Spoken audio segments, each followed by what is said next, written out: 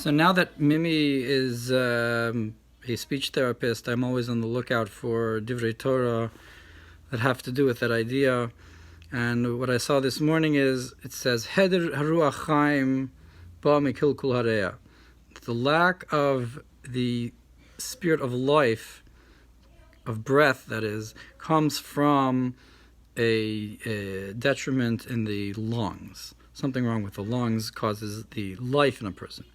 The heder geshem hakol, and the lack of the a defect with the voice, ba mikil kul havel halev, that comes from a lack in the breath of the heart.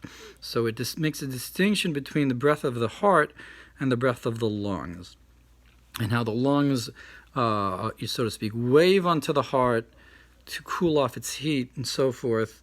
But there's a breath that is affected that effectively comes from the heart, whereas there's a breath that effectively comes from the lungs.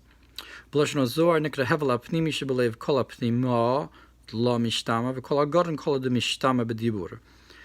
the Zohar HaKadosh calls these two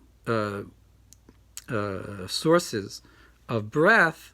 You have the breath, the inner breath of the heart, which is an inner voice that is not heard, and the voice of the throat, which is the voice that's heard.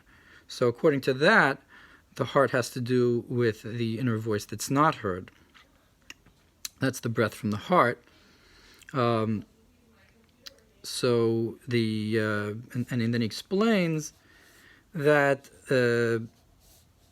this comes from, it's because the breath of the heart and the lungs work together to create the voice, and that's how you are metavich between these two pirushim.